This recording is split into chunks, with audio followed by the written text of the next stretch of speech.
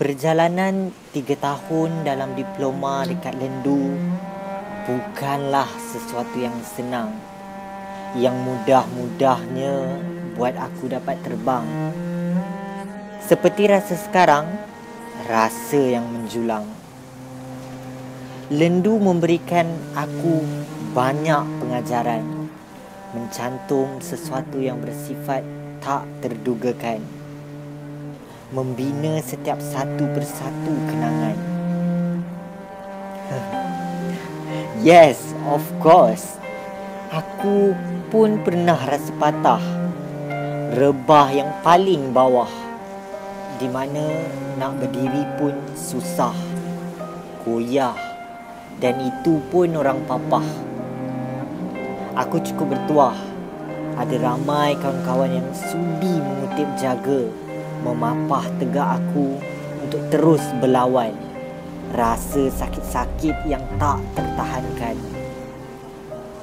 Aku bangkit dan adatlah dekat mana-mana pun tetap ada yang bencikan kita. Tuhan tak jadikan kita sempurna untuk semua orang sukakan kita. Jadilah sebaik mana pun, jadilah sehebat mana pun, orang tetap untuk terus bercakap tentang kita sehingga puas meranap, yang paling pada satu tahap membawa kemusnahan yang paling gelap. Bercakap pasal cinta, aku rasa bukan aku seorang je yang nak merasakan dicinta seseorang. Kalau boleh, nak dipeluk jiwa sampai biru.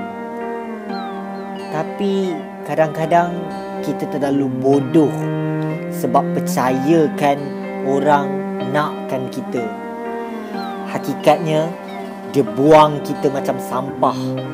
Dia bina kaca harapan dalam hati, kemudian dia pecah lumatkan sampai tak tercantumkan lagi. Lalu hadir pula manusia yang bertopengkan baik kadang-kadang, rupanya berselindung di sebalik jahat yang terang. Bukan setakat datang untuk menjahanamkan, tapi juga sebagai pencelaka yang menakutkan. Dengar dan tanya, kenapa kita perlu menangis untuk benda-benda hitam semalam yang takkan habis?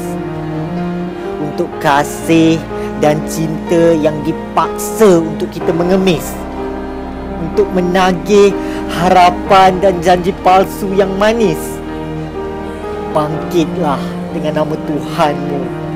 Sesungguhnya Tuhan itu akan selalu ada, tak kiralah macam mana pun keadaan kita. Hari ini aku dikira menang, walaupun tak sama macam lain orang yang disematkan dengan bintang-bintang.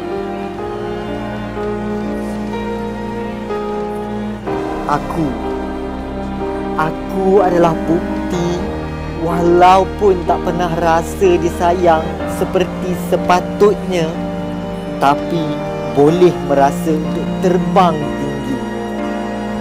Percayalah dan berpeganglah dengan kata-kata ini.